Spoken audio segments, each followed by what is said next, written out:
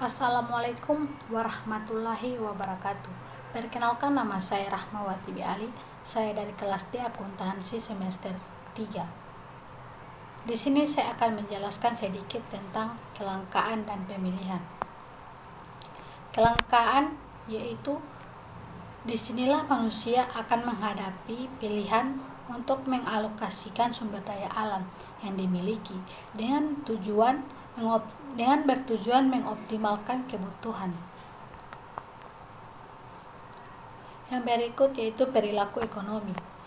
Teori perilaku konsumen mempelajari bagaimana manusia memilih di antara berbagai pilihan yang dihadapinya dengan memanfaatkan sumber daya yang dimilikinya.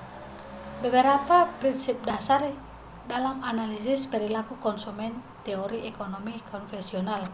Yang pertama yaitu kelangkaan dan terbatasnya pendapatan. Yang kedua, konsumen mampu membandingkan biaya dengan manfaat.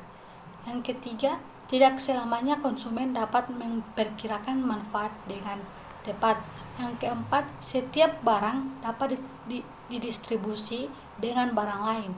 Yang kelima, konsumen tunduk kepada hukum berwenang berkurangnya tambahan kepuasan. Yang berikutnya yaitu konsep masalah dalam perilaku konsumen Islam.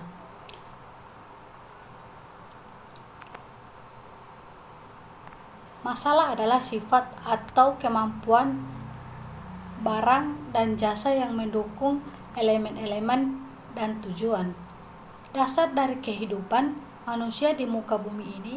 Menurut Shatibi, terdapat 5 elemen dasar kehidupan, yaitu keimanan, jiwa, akal atau intelektualitas, keturunan, dan kekayaan. Kegiatan ekonomi meliputi produksi, konsumsi, dan pertukaran yang menyangkut masalah harus dikerjakan sebagai suatu ibadah dengan tujuan kesejahteraan dunia akhirat. Adapun sifat-sifat masalah bersama perbandingannya dengan utility adalah sebagai berikut. Yang pertama, masalah bersifat subjektif dalam arti masing-masing individu yang menentukan apakah sebuah barang atau jasa memiliki masalah untuknya. Namun kriteria masalah ditentukan secara objektif oleh syariah, sedangkan utility tidak memiliki kriteria yang jelas. Yang kedua yaitu masalah individu akan konsisten dengan masalah masyarakat berbeda dengan utility individu yang diseringkali konflik dengan utility masyarakat. Yang ketiga, konsep masalah konsep masalah mendasari seluruh aktivitas ekonomi, tidak hanya konsumsi namun juga produksi dan perdagangan. Utility hanya konsumsi, sedangkan tujuan produksi adalah laba. Yang berikutnya yaitu perbedaan perilaku ekonomi konvensional dan Islam. Dalam ekonomi konvensional, konsumsi ditentukan oleh keinginan dan keinginan ditentukan oleh utility. Utility adalah nilai barang dan jasa yang memuaskan keinginan manusia. Yang kedua, kepuasan ditentukan secara subjektif oleh masing-masing individu. Dalam ekonomi Islam, konsumsi ditentukan oleh kebutuhan dan kebutuhan ditentukan oleh masalah.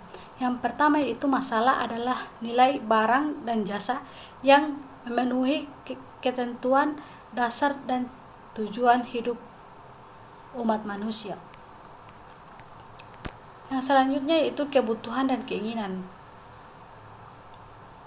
Kebutuhan atau niat adalah keinginan manusia yang mendapatkan sesuatu yang diperlukan dalam rangka mempertahankan keseimbangannya hidup dan menjalankan fungsinya.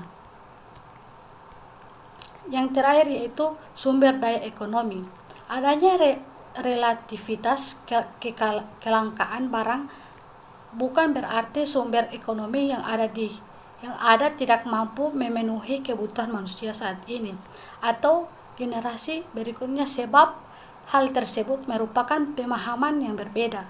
Sederhana dapat dikatakan bahwa relativitas kelangkaan berbicara secara mikro, sedangkan kecukupan sumber-sumber ekonomi berbicara dalam konteks makro. Sekian, itu saja yang saya bisa paparkan. Terima kasih. Apabila ada kesalahan mohon dimaafkan. Wabillahi taufiq wal hidayah. Wassalamualaikum warahmatullahi wabarakatuh.